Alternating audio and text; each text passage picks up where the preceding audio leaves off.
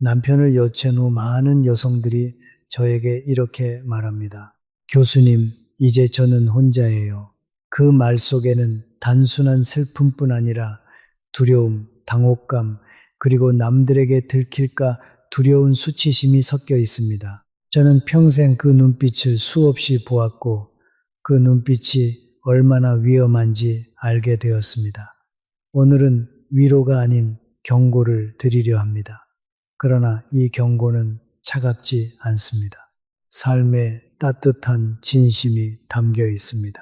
혼자가 된 여성은 약하지 않습니다.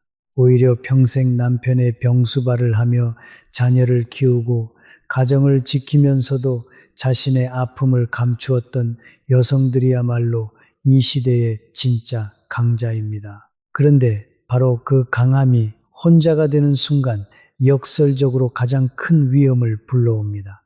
세상에는 외로움의 냄새를 맡는 사람들이 있기 때문입니다. 제가 오랫동안 관찰한 사실 하나가 있습니다. 나쁜 사람들은 약한 사람을 노리지 않습니다. 그들은 외롭지만 여전히 무언가를 가진 사람을 노립니다. 건강, 집, 저축, 그리고 무엇보다도 믿고 싶어 하는 마음, 그 마음이 가장 값지면서도 가장 쉽게 빼앗깁니다.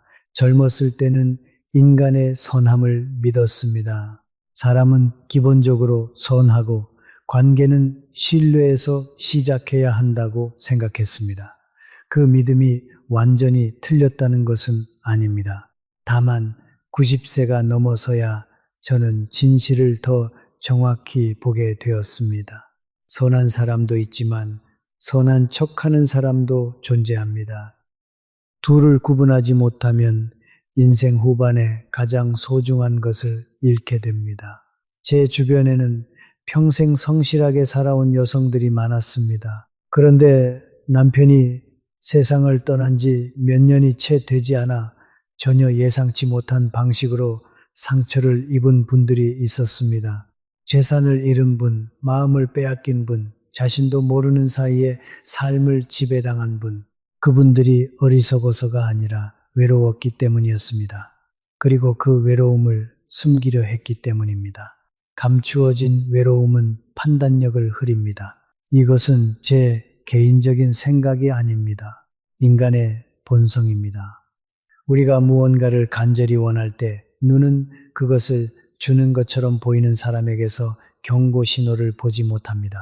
배고픈 사람 앞에 음식을 내밀면 그 음식이 어디서 왔는지 묻지 않게 되고, 외로운 사람 앞에 따뜻함을 내밀면 그 따뜻함의 목적을 의심하지 않게 됩니다. 그래서 오늘은 남편 없이 혼자가 된 여성이 절대로 쉽게 믿어서는 안 되는 5 유형의 사람에 대해 이야기하려 합니다. 이들은 악당처럼 보이지 않습니다. 오히려 처음에는 가장 친절하고 다정하며 당신을 가장 잘 이해하는 것처럼 보입니다. 바로 그것이 핵심입니다. 제가 이 이야기를 하는 것은 여러분을 겁주기 위해서가 아닙니다. 여러분 안에 이미 존재하는 지혜를 깨우기 위해서입니다. 평생 수많은 사람을 읽어온 감각은 사라지지 않았습니다. 다만 외로움이 그 감각 위를 살짝 덮었을 뿐입니다. 오늘은 그 덮개를 함께 걷어내고자 합니다. 인생의 후반부는 새로운 사람을 더 만나는 시간이 아니라 진짜 사람을 가려내는 시간입니다. 그 가려냄이 곧 품격이고 그 품격이 곧 행복입니다. 이제 시작하겠습니다. 이 첫 번째 위험한 관계. 갑자기 따뜻해진 이웃과 지인, 제가 아는 한 여성, 72세였습니다. 남편이 세상을 떠난 지 석 달이 채 되지 않았을 때였습니다. 그분은 30년 넘게 같은 아파트에 살았지만 이웃들과는 그리 가깝지 않았습니다. 각자 바빴고 복도에서 마주치면 가볍게 인사하는 정도였습니다. 그런데 남편의 장례를 치르고 난 뒤부터 한 이웃이 달라지기 시작했습니다. 처음에는 음식이었습니다. 혼자 계시기 힘드시겠어요? 라며 반찬을 건네왔습니다. 그 다음에는 안부 전화가 이어졌습니다. 밥은 드셨어요? 잠은 잘 주무셨어요? 점점 더 자주 찾아오기 시작했습니다. 처음에는 어색했습니다. 하지만 시간이 지나면서 그 어색함은 안도감으로 바뀌었습니다. 누군가 자신을 신경 써준다는 것이 텅 빈 집으로 돌아오는 발걸음을 조금 가볍게 만들어 주었기 때문입니다. 6개월이 지났을 때 그 이웃은 처음으로 부탁을 했습니다. 급하게 돈이 필요한데 며칠만 빌려주실 수 있을까요? 금액은 크지 않았습니다. 그래서 그 여성은 아무 의심 없이 빌려주었습니다. 그런데 며칠이 몇 주가 되고 몇 주가 몇 달이 되었습니다. 그리고 그 이웃은 다시 한 번 더 부탁을 했습니다. 이번에는 금액이 달랐습니다. 이 이야기를 들었을 때 저는 슬펐지만 전혀 놀랍지 않았습니다. 왜냐하면 이것은 패턴이기 때문입니다. 오래되고 매우 정교한 패턴. 인간은 관계 속에서 자신도 모르게 빚을 계산합니다. 남편을 잃은 뒤 많은 여성들이 제게 이렇게 말합니다. 교수님, 이제 저는 혼자예요. 그 말 속에는 슬픔만 있지 않습니다. 두려움과 당혹감, 그리고 아무도 알아채지 않길 바라는 수치심이 섞여 있습니다. 저는 그 눈빛을 수없이 보았고 그 눈빛이 얼마나 위험한지도 알게 되었습니다. 오늘은 위로가 아닌 경고를 드리려 합니다. 그러나 그 경고는 차갑지 않습니다. 살아온 세월이 담긴 따뜻한 진심입니다. 혼자가 된 여성은 약하지 않습니다. 오히려 평생 동안 가장 강한 사람들이 여성이라는 것을 저는 배웠습니다. 남편을 간병하고 자녀를 키우며 가정을 지키면서도 자신의 아픔을 누구에게도 내색하지 않았던 사람들. 그들이 바로 이 시대의 진짜 생존자입니다. 그런데 바로 그 강함이 혼자가 된 순간 역설적으로 가장 큰 위험을 불러옵니다. 세상에는 외로움의 냄새를 맡는 사람들이 있기 때문입니다. 제가 오랫동안 관찰해 온 사실이 있습니다. 나쁜 사람들은 약한 사람을 노리지 않습니다. 그들은 외롭지만 아직 무언가를 가진 사람을 노립니다. 건강, 집, 저축, 그리고 무엇보다도 믿고 싶어 하는 마음. 그 마음이 가장 값진 것이고 동시에 가장 쉽게 빼앗기는 것입니다. 저는 젊었을 때 인간의 선함을 믿었습니다. 관계는 신뢰로 시작해야 한다고 믿었습니다. 그 믿음이 틀렸다는 것은 아닙니다. 다만 90세가 넘고 나서야 선한 사람과 선한 척하는 사람이 공존한다는 것을 더 정확히 보게 되었습니다. 둘을 구분하지 못하면 인생 후반에 가장 소중한 것을 잃게 됩니다. 제 주변에는 평생 성실하게 살아온 여성들이 많았습니다. 그런데 그중 일부는 남편이 세상을 떠난 지 몇 년이 채 지나지 않아 예상치 못한 방식으로 상처를 입었습니다. 재산을 잃은 분도, 마음을 빼앗긴 분도, 자신도 모르는 사이에 삶을 지배당한 분도 있었습니다. 그들이 어리석어서가 아니라 외로웠고 그 외로움을 들키지 않으려 했기 때문입니다. 숨겨진 외로움은 판단력을 흐립니다. 인간의 본성입니다. 무언가를 간절히 원할 때 우리는 그것을 주는 것처럼 보이는 사람에게서 경고, 신호를 보지 못합니다. 배고픈 사람 앞에 음식을 내밀면 음식이 어디서 왔는지 묻지 않게 됩니다. 외로운 사람 앞에 따뜻함을 내밀면 그 따뜻함의 목적을 의심하지 않게 됩니다. 그래서 오늘은 남편 없이 혼자가 된 여성이 절대로 쉽게 믿어서는 안 되는 5가지 관계 유형에 대해 이야기하려 합니다. 이들은 악당처럼 생기지 않았습니다. 오히려 처음에는 가장 친절하고 가장 다정하고 가장 당신을 이해하는 것처럼 보입니다. 바로 그것이 핵심입니다. 제가 이 이야기를 하는 것은 여러분을 겁주기 위해서가 아닙니다. 여러분 안에 이미 존재하는 지혜를 깨우기 위해서입니다. 여러분은 평생 수많은 사람을 읽어왔습니다. 그 감각은 사라지지 않았습니다. 다만 외로움이 그 감각 위를 살짝 덮었을 뿐입니다. 오늘 그 덮개를 함께 걷어내고자 합니다. 살아온 사람으로서 제가 확신하는 것이 하나 있습니다. 인생의 후반부는 새로운 사람을 더 만나는 시간이 아니라 진짜 사람을 가려내는 시간입니다. 그 가려냄이 곧 품위이고 그 품위가 곧 행복입니다. 이제 시작하겠습니다. 첫 번째, 위험한 관계. 갑자기 따뜻해진 이웃과 지인, 제가 아는 한 여성이 있었습니다. 72세였고 남편이 세상을 떠난 지 석 달이 채 되지 않았을 때였습니다. 그분은 30년 넘게 같은 아파트에 살았지만 이웃들과 깊은 관계는 없었습니다.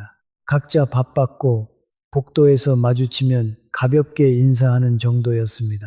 그런데 남편 장례를 치른 뒤부터 한 이웃이 달라지기 시작했습니다. 처음에는 음식이었습니다. 혼자 되시기 뭐 하실 것 같아서요 라며 반찬을 들고 왔습니다. 그 다음에는 안부 전화였습니다. 밥은 드셨어요? 잠은 잘 주무셨어요? 그리고 점점 더 자주 찾아오기 시작했습니다. 그 여성은 처음에는 어색했다고 합니다. 하지만 시간이 지나면서 그 어색함이 안도감으로 바뀌었습니다. 누군가 자신을 신경 써준다는 것이 텅 빈 집에 돌아오는 발걸음을 조금은 가볍게 만들어 주었기 때문입니다. 6개월이 지났을 때 그 이웃은 처음으로 부탁을 했습니다. 급하게 돈이 필요한데 며칠만 빌려주실 수 있을까요? 금액은 크지 않았습니다. 그래서 그 여성은 아무 의심 없이 빌려주었습니다. 그런데 며칠이 몇 주가 되고 몇 주가 몇 달이 되었습니다. 그리고 그 이웃은 다시 한 번 더 부탁을 했습니다. 이번에는 금액이 달랐습니다. 저는 이 이야기를 들었을 때 슬프지만 전혀 놀랍지 않았습니다. 왜냐하면 이것은 패턴이기 때문입니다. 오래된 그리고 매우 정교한 패턴. 인간은 관계 속에서 자신도 모르게 빚을 계산합니다. 두 번째, 위험한 관계. 사랑처럼 다가오는 재혼 상대. 인간이 가진 가장 오래된 갈망은 사랑입니다. 그리고 그 갈망은 나이가 든다고 해서 사라지지 않습니다. 오히려 혼자가 된 후에는 더 선명해지기도 합니다. 함께 밥을 먹던 사람이 없어지고 잠들기 전 이야기를 나누던 목소리가 사라지고 아침에 눈을 떴을 때 내 이름을 불러주는 사람이 없다는 것. 그 공백은 말로 다 할 수 없을 만큼 깊습니다. 저는 그것을 압니다. 그리고 바로 그 깊이를 알기 때문에 오늘 이 이야기를 하지 않을 수 없습니다. 제가 오랫동안 알고 지내던 한 여성이 있었습니다. 남편을 먼저 떠나보내고 2년쯤 지났을 때 그분의 삶에 한 남성이 나타났습니다. 지인의 소개였습니다. 처음 만난 자리에서 그 남성은 조용하고 점잖았습니다. 말이 많지 않았고 그녀의 이야기를 오래 들어주었습니다. 두 번째 만남에서는 꽃을 가져왔습니다. 세 번째 만남에서는 손을 잡았습니다. 그리고 그때 그녀는 제게 전화를 해서 이렇게 말했습니다. 교수님, 제 나이에 이런 감정을 느낄 줄 몰랐어요. 저는 그 말을 듣고 잠시 침묵했습니다. 기쁨과 걱정이 동시에 밀려왔기 때문입니다. 그 후 몇 달이 지났고 그 남성은 함께 살자는 이야기를 꺼냈습니다. 그리고 그 대화 속에서 아주 자연스럽게 그의 집과 재산에 관한 이야기가 흘러나왔습니다. 처음에는 관심인 척, 그 다음에는 걱정인 척, 그리고 마지막에는 함께 관리하자는 제안으로 이어졌습니다. 그녀는 그때서야 뭔가 이상하다는 느낌을 받았다고 했습니다. 하지만 이미 감정이 깊어진 후였습니다. 그 느낌을 인정하는 것이 너무 두려웠다고 했습니다. 왜냐하면 그것을 인정하는 순간 자신이 속았다는 사실과 함께 다시 혼자가 되어야 한다는 현실을 받아들여야 했으니까요. 저는 이 이야기를 하면서 그 남성을 단죄하려는 것이 아닙니다. 인간은 저마다의 사정이 있고 저마다의 계산이 있습니다. 제가 말하고 싶은 것은 사랑처럼 보이는 것과 사랑인 것 사이에는 분명한 차이가 있다는 것입니다. 그리고 그 차이를 알아보는 눈을 갖는 것이 혼자가 된 여성에게 있어서 가장 중요한 지혜 중 하나라는 것입니다. 세 번째 위험한 관계, 재산을 노리는 재혼 사기꾼. 세상에는 사랑이 아니라 재산을 보고 접근하는 사람이 있습니다. 그들은 처음부터 재산을 탐내지 않습니다. 먼저 신뢰를 쌓고 감사의 빚을 만들고 그 빚이 무거워졌을 때 비로소 요구합니다. 우리 함께 관리해요. 당신이 혼자 있으면 걱정돼요. 그 말 뒤에는 당신의 재산을 내 손에 넣고 싶다는 계산이 숨어 있습니다. 네 번째 위험한 관계, 갑자기 다가오는 자녀의 친구 또는 지인의 자녀. 남편이 세상을 떠난 후 자녀의 친구나 지인의 자녀가 갑자기 자주 연락을 해옵니다. 어머님, 요즘 어떻게 지내세요? 필요한 거 있으시면 말씀하세요. 처음에는 고마웠습니다. 그러나 시간이 지나면 어머님, 저 이번에 사업을 시작하는데 라는 말이 따라옵니다. 그들은 당신의 외로움을 이용해 재정적. 다섯 번째 위험한 관계, 종교단체 또는 봉사단체의 과도한 관심. 종교단체나 봉사단체가 갑자기 당신을 찾아옵니다. 처음에는 위로와 봉사를 가장합니다. 그러나 시간이 지나면 이제 당신의 재산을 단체에 기부하시면 영원한 안식을 얻을 수 있습니다. 라는 말이 나옵니다. 그들은 당신의 외로움과 두려움을 이용해 재산을 요구합니다. 혼자가 된 여성의 가장 큰 힘은 오랜 세월 동안 쌓아온 삶의 감각입니다. 그 감각을 믿으십시오. 누군가의 친절이 갑자기 시작됐다면 조용히 자신에게 물어보십시오. 이 사람은 내가 남편과 함께 있을 때도 이렇게 대했는가? 그 대답이 명확하지 않다면 서두르지 않아도 됩니다.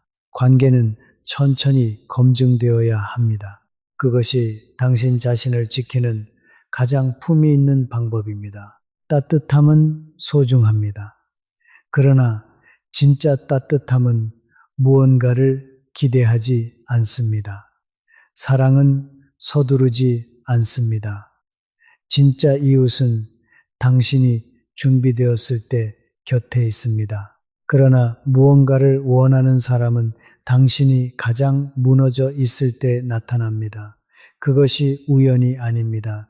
그것이 전략입니다. 105년을 살아오면서 제가 가장 확신하는 것 중 하나는 진짜 사랑은 절대 서두르지 않는다는 사실입니다. 진심으로 당신을 아끼는 사람은 당신이 어디에 사는지, 통장에 얼마나 있는지, 자녀들과의 관계가 어떤지를 처음부터 캐묻지 않습니다. 그 사람은 당신이라는 존재 자체에 집중합니다. 당신의 말투, 웃음소리, 좋아하는 것과 싫어하는 것, 그것이 먼저입니다. 반면 계산이 앞선 사람은 반드시 어느 순간 서두릅니다. 관계를 빨리 공식화하려 하고 감정이 아직 채 익기도 전에 미래를 이야기하며 어느새 당신의 재산이 그 미래 안에 포함되어 있습니다. 물론 그 모든 말은 매우 자연스럽고 따뜻하게 포장되어 있습니다.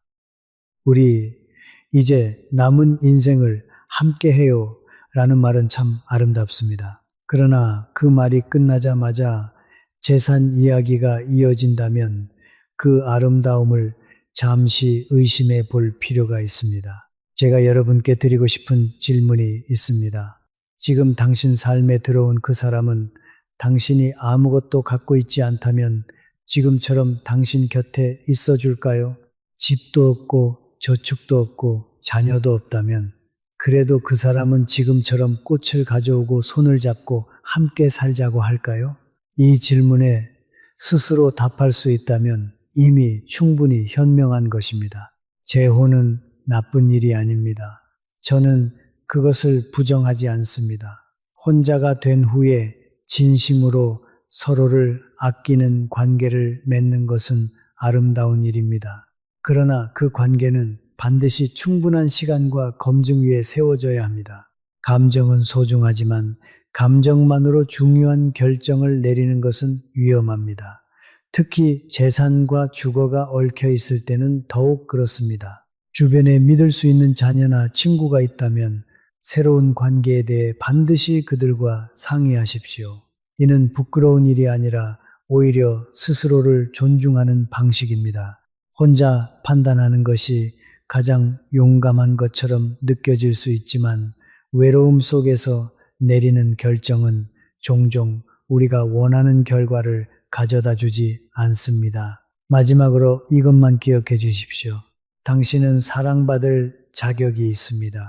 충분히 그리고 진심으로 바로 그 자격이 있기 때문에 가짜 사랑을 받아들일 필요가 없습니다. 진짜 사랑은 당신을 소유하려 하지 않습니다. 진짜 사랑은 당신이 더 자유롭게 설 수 있도록 곁에 있어 줍니다. 사랑과 계산은 처음에는 같은 얼굴을 하고 있습니다. 그러나 시간이 지나면 반드시 그 차이가 드러납니다. 그러니 서두르지 마십시오. 시간은 언제나 진실의 편입니다. 1. 세 번째 위험한 관계. 종교와 건강을 미끼로 접근하는 사람들. 깊은 두려움이 있습니다. 아프고 싶지 않다는 두려움, 그리고 홀로 죽고 싶지 않다는 두려움.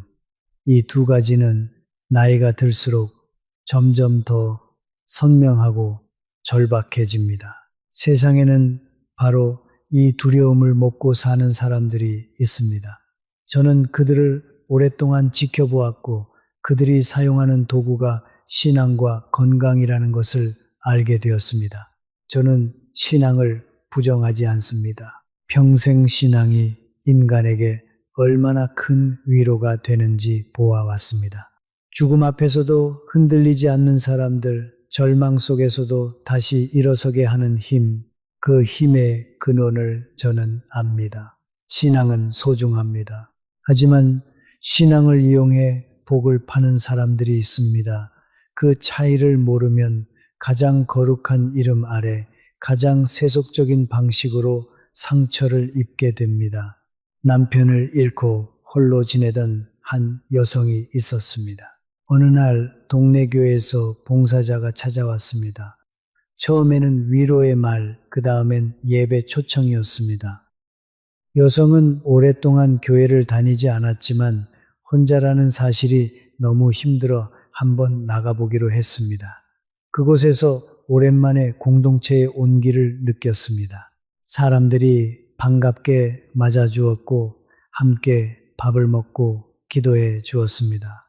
처음에는 그 온기가 진짜처럼 느껴졌습니다. 그러나 시간이 지나면서 헌금 이야기가 시작되었습니다. 처음에는 작은 금액이었지만 점점 더 큰 헌신을 요구했습니다. 하나님께 드리는 것이니 복을 받을 것이라는 말과 함께 어느 날 그녀는 전 재산의 상당 부분을 그 단체에 넘겨주었다는 사실을 깨달았습니다. 그 순간 그녀가 느낀 것은 분노가 아니라 수치심이었습니다. 내가 어쩌다 이런 실수를 했을까라는 자책감이었습니다. 저는 그녀에게 말했습니다. 당신이 어리석은 것이 아닙니다.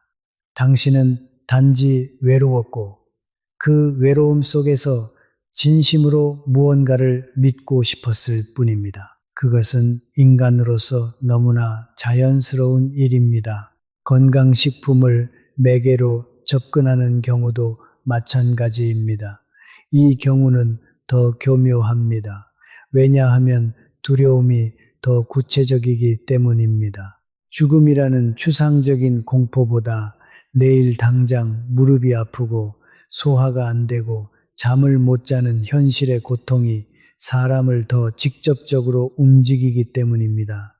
누군가 찾아와서 이걸 드시면 관절이 좋아집니다. 암을 예방합니다. 이걸 드신 분들은 10년은 더 젊어졌습니다. 라고 말할 때 그 말이 솔깃하게 들리는 것은 당신이 무지해서가 아닙니다.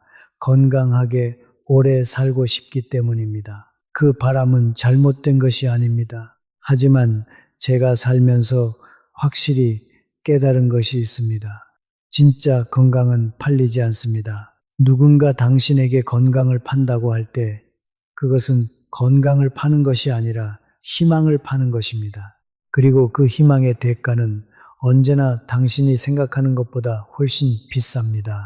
이 유형의 접근이 특히 위험한 이유는 의심 자체를 죄악으로 만들기 때문입니다.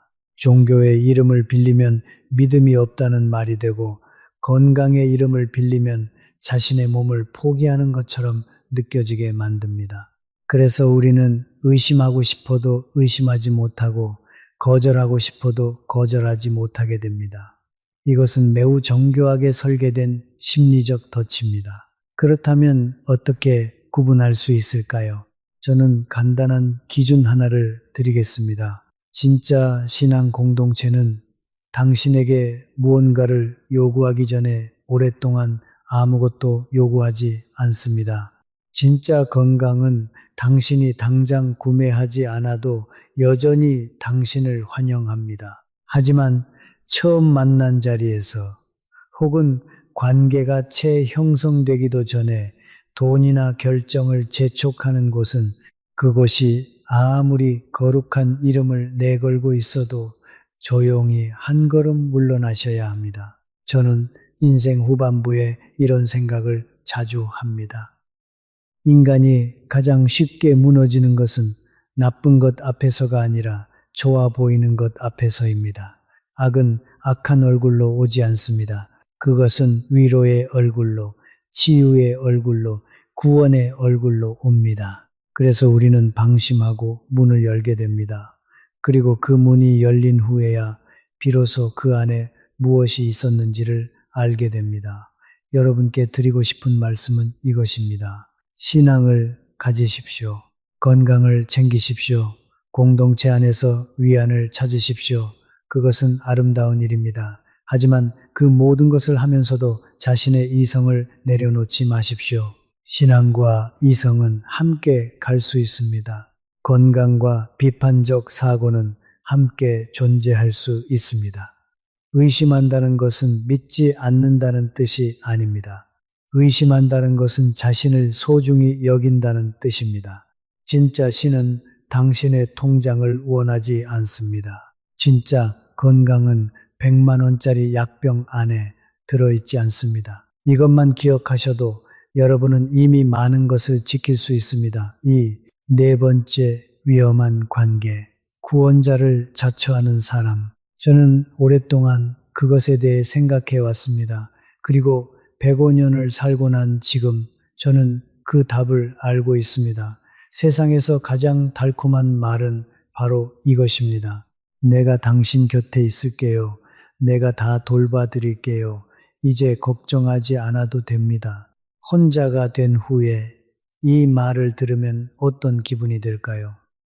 오랫동안 모든 것을 혼자 감당해 온 사람에게 이 말은 마치 오랜 가뭄에 내리는 비처럼 느껴집니다. 모든 긴장이 한꺼번에 풀리는 것 같고 마침내 누군가 내 짐을 나눠 들어준다는 안도감이 밀려옵니다. 그 감정은 진짜입니다. 그리고 그 감정이 진짜이기 때문에 그 말을 하는 사람의 의도를 꿰뚫어 보기가 더욱 어렵습니다. 제가 아는 한 여성의 이야기를 해드리겠습니다. 70대 초반이었고 남편이 오랜 투병 끝에 세상을 떠난 후였습니다.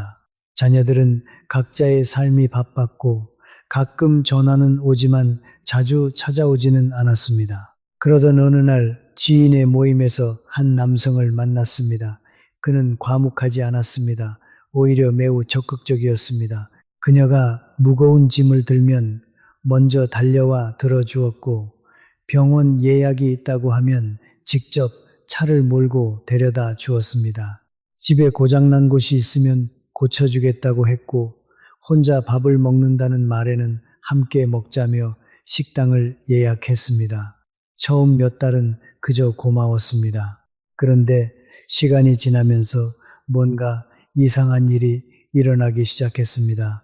그가 점점 더 많은 것을 결정하기 시작했습니다. 어느 병원에 가야 하는지, 어느 식당이 좋은지, 자녀들과의 약속을 어떻게 조율해야 하는지, 처음에는 도움처럼 보였던 것들이 어느 순간부터는 지시처럼 느껴지기 시작했습니다. 그리고 그녀가 자신의 판단으로 무언가를 결정하려 하면 그는 은근히 서운함을 표현했습니다. 내가 이렇게 신경을 쓰는데 왜 나한테 먼저 말하지 않냐는 식으로 그녀는 그때마다 미안함을 느꼈습니다. 그리고 그 미안함이 쌓일수록 그녀의 선택들은 점점 더 그의 손안으로 들어갔습니다. 이것이 바로 구원자를 자처하는 사람의 가장 정교한 전략입니다. 그들은 처음부터 통제하려 하지 않습니다. 처음에는 진짜로 도움이 되는 일을 합니다. 그래서 우리는 감사함을 느끼고 그 감사함이 쌓이면 점점 더 그 사람에게 의존하게 됩니다. 의존이 깊어지면 그 사람 없이는 아무것도 결정하기 어렵게 됩니다. 그리고 그 순간부터 관계의 주도권은 완전히 뒤바뀌어 있습니다. 처음에는 그가 당신을 돕는 관계였는데 어느새 당신이 그의 허락을 구하는 관계가 되어버린 것입니다. 저는 이것을 사랑의 탈을 쓴 지배라고 부릅니다. 그리고 이것이 다른 유형의 위험한 관계보다 더 오래, 더 깊게 상처를 남기는 이유는 그 안에 진짜 배려가 섞여 있기 때문입니다. 전부 가짜였다면 차라리 쉽게 끊어낼 수 있을 것입니다. 하지만 진심처럼 보이는 것들이 섞여 있으면 우리는 관계 전체를 부정하기가 어렵습니다. 그래서 이 유형의 관계에서 빠져나오는 것은 단순히 나쁜 사람을 멀리하는 것이 아니라 자신이 익숙해진 안락함을 포기하는 것이기 때문에 더욱 힘이 듭니다. 진짜 보살핌과 통제를 구분하는 방법이 있습니다. 저는 오랜 시간 동안 많은 관계를 관찰하면서 한 가지 분명한 차이를 발견했습니다. 진짜 배려는 당신을 더 강하게 만듭니다. 하지만 통제는 당신을 점점 더 약하게 만듭니다. 진짜로 당신을 아끼는 사람은 당신이 스스로 결정을 내릴 때 기뻐합니다. 당신이 혼자서도 잘할 수 있다는 것을 기뻐합니다. 하지만 지배하려는 사람은 당신이 혼자 무언가를 결정하면 불편해합니다. 당신의 독립이 그에게는 위협이기 때문입니다. 또 한 가지 중요한 신호가 있습니다. 구원자를 자처하는 사람은 반드시 어느 시점에서 당신을 주변으로부터 고립시키려 합니다. 처음에는 매우 자연스럽게 시작됩니다. 그 친구는 당신한테 별로 좋지 않은 것 같더라 라든가 자녀들한테 굳이 이런 것까지 말할 필요가 있을까요? 라는 식으로 이 말들은 당신을 걱정하는 것처럼 들립니다. 하지만 실제로는 당신의 지지망을 하나씩 제거하는 것입니다. 왜냐하면 당신 주변에 당신을 오래 알아온 사람들이 있으면 그들이 그 관계의 이상함을 먼저 알아챌 수 있기 때문입니다. 저는 여러분께 이렇게 말씀드리고 싶습니다. 누군가 당신을 돌봐주겠다고 할 때 그 말이 얼마나 달콤하게 느껴지든 간에 스스로에게 이 질문을 해보십시오. 이 사람과 함께한 후 나는 전보다 더 당당해졌는가? 아니면 전보다 더 작아졌는가?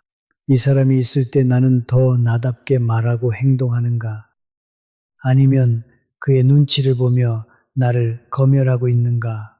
이 질문에 대한 답이 후자라면 그것이 아무리 편안하고 익숙하게 느껴져도 그것은 당신이 원하는 삶의 방향이 아닙니다.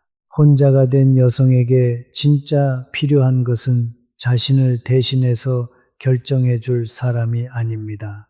자신이 이미 가진 결정력을 믿어줄 사람입니다. 평생 동안 수많은 결정을 내려온 당신은 이미 충분히 강합니다. 그 강함을 빼앗는 사람을 보살이라고 부르지 마십시오. 진짜 사랑은 당신의 날개를 접게 하지 않습니다. 진짜 사랑은 당신이 더 높이 날 수 있도록 바람이 되어줍니다. 제가 살면서 5번째로 발견한 위험한 관계는 자녀를 대신하겠다며 접근하는 사람들입니다. 가장 오래 생각해온 주제가 하나 있습니다.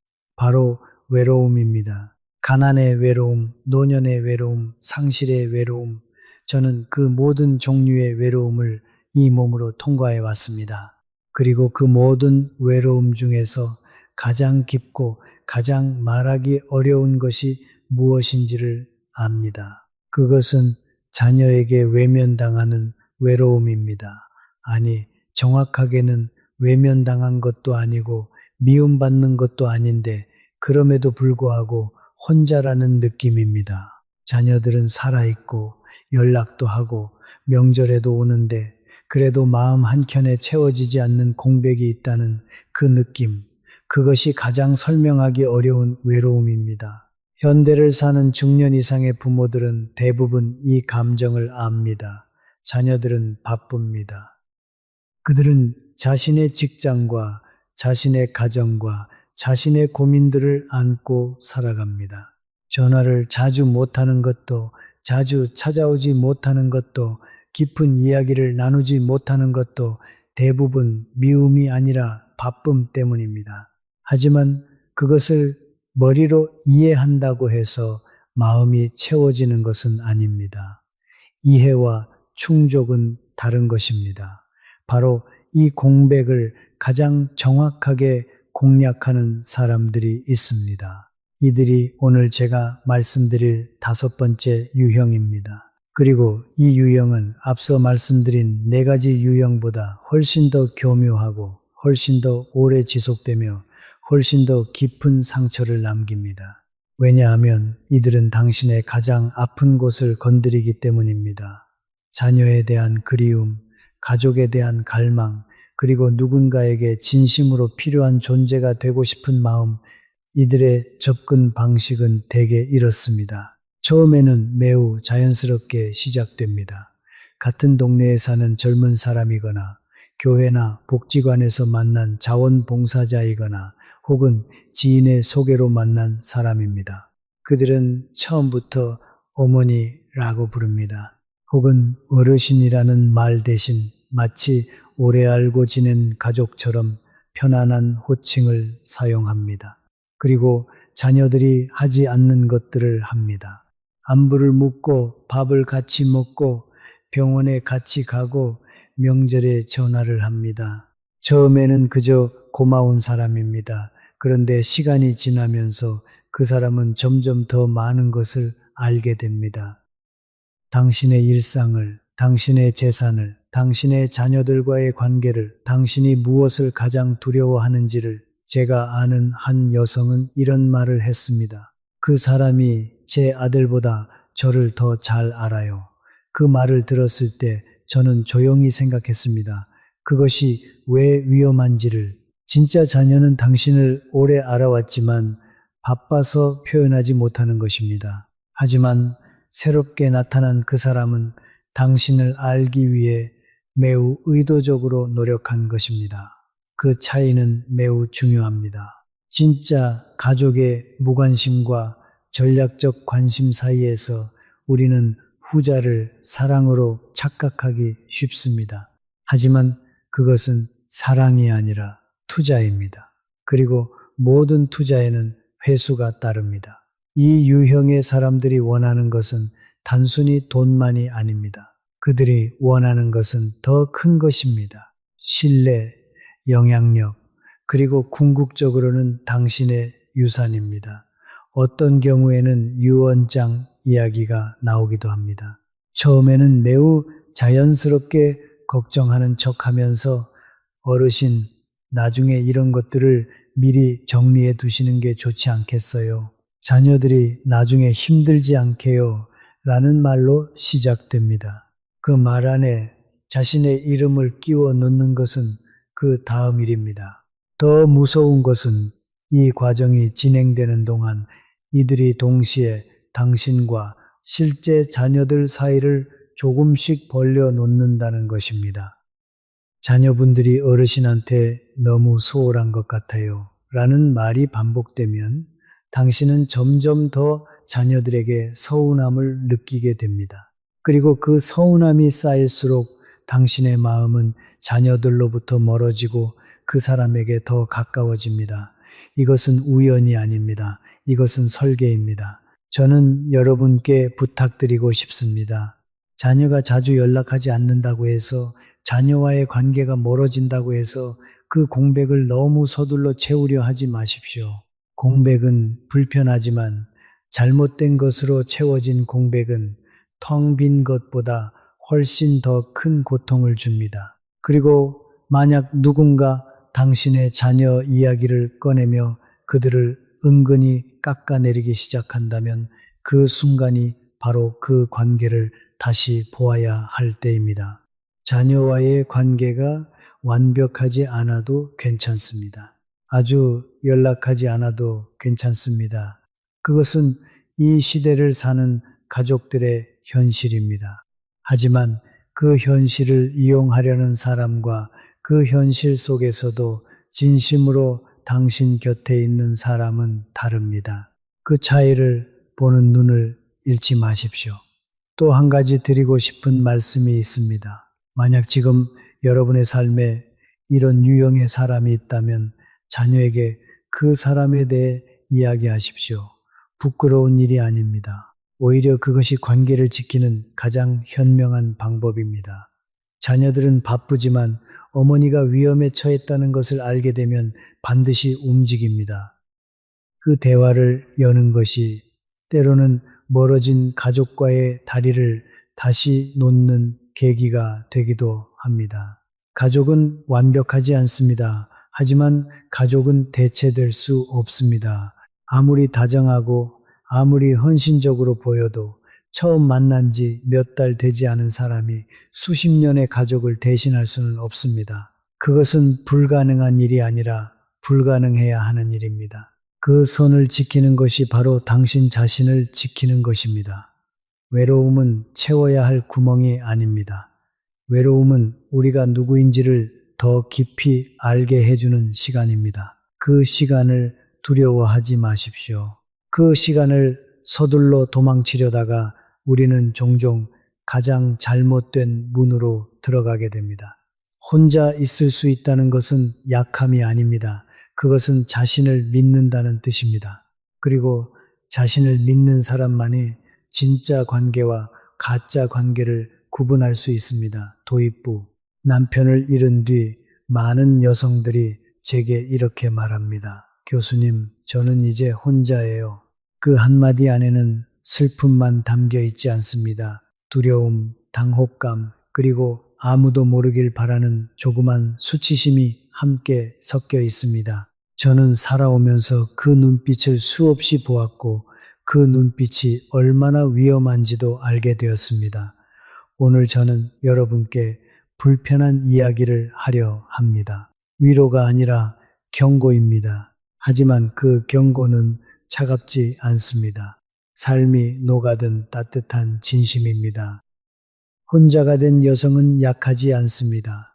오히려 저는 평생 동안 가장 강한 사람이 여성이라는 것을 배웠습니다. 남편의 병수발, 자식 양육, 가정 지키기, 그 모든 일을 하면서도 자신의 아픔은 누구에게도 말하지 않았던 분들, 그들이야말로 이 시대의 진짜 생존자입니다. 그런데 바로 그 강함이 혼자가 되는 순간 역설적으로 가장 큰 위험을 불러옵니다. 세상에는 외로움의 냄새를 맡는 사람들이 있기 때문입니다. 제가 오랫동안 관찰한 사실 하나가 있습니다. 나쁜 사람은 약한 사람을 노리지 않습니다. 그들은 외롭지만 아직 무언가를 가진 사람을 노립니다. 건강, 집, 저축, 그리고 무엇보다도 믿고 싶어 하는 마음입니다. 그 마음이 가장 값진 것이자 동시에 가장 쉽게 도둑 맞는 것입니다. 저는 젊었을 때 인간의 선함을 믿었습니다. 관계는 신뢰에서 시작해야 한다고 믿었습니다. 그 믿음이 틀렸다는 것은 아닙니다. 다만 90세가 넘고 나서야 선한 사람과 선한 척하는 사람을 구분하지 못할 때 인생 후반부에 가장 소중한 것을 잃는다는 진실을 더 정확히 보게 되었습니다. 제 주변에는 평생 성실하게 살아온 여성들이 많았습니다. 그중 일부는 남편이 세상을 떠난 지 몇 년도 채 되지 않아 전혀 예상치 못한 방식으로 상처를 입었습니다. 재산을 잃은 분, 마음을 빼앗긴 분, 자신도 모르는 사이 삶을 지배당한 분, 그분들이 어리석어서가 아닙니다. 외로웠기 때문입니다. 그리고 그 외로움을 들키지 않으려 했기 때문입니다. 숨겨진 외로움은 판단력을 흐립니다. 이것은 제 개인적인 생각이 아닙니다. 인간의 본성입니다. 우리가 무언가를 간절히 원할 때 우리의 눈은 그것을 주는 것처럼 보이는 사람에게서 경고 신호를 보지 못합니다. 배고픈 사람 앞에 음식을 내밀면 그 음식이 어디서 왔는지 묻지 않게 됩니다. 외로운 사람 앞에 따뜻함을 내밀면 그 따뜻함의 목적을 의심하지 않게 됩니다. 그래서 오늘 저는 여러분께 5가지 관계를 이야기하려 합니다. 남편 없이 혼자가 된 여성이 절대로 쉽게 믿어서는 안 되는 5 유형의 사람들입니다. 이들은 악당처럼 보이지 않습니다. 오히려 처음에는 가장 친절하고 가장 다정하며 가장 당신을 이해하는 것처럼 보입니다. 바로 그것이 핵심입니다. 제가 이 이야기를 하는 것은 여러분을 겁주기 위해서가 아닙니다. 여러분 안에 이미 존재하는 지혜를 깨우기 위해서입니다. 여러분은 평생 수많은 사람을 읽어왔습니다. 그 감각은 사라지지 않았습니다. 다만 외로움이 그 감각 위를 살짝 덮었을 뿐입니다. 오늘 저는 그 덮개를 함께 걷어내려 합니다. 살아온 사람으로서 제가 확신하는 것이 하나 있습니다. 인생의 후반부는 새로운 사람을 더 만나는 시간이 아니라 진짜 사람을 가려내는 시간입니다. 그 가려냄이 곧 품위이고 그 품위가 곧 행복입니다. 자, 이제 시작하겠습니다. 첫 번째 위험한 관계, 갑자기 따뜻해진 이웃과 지인. 제가 아는 한 여성이 있었습니다. 72세였고 남편이 세상을 떠난 지 석 달이 채 되지 않았을 때였습니다.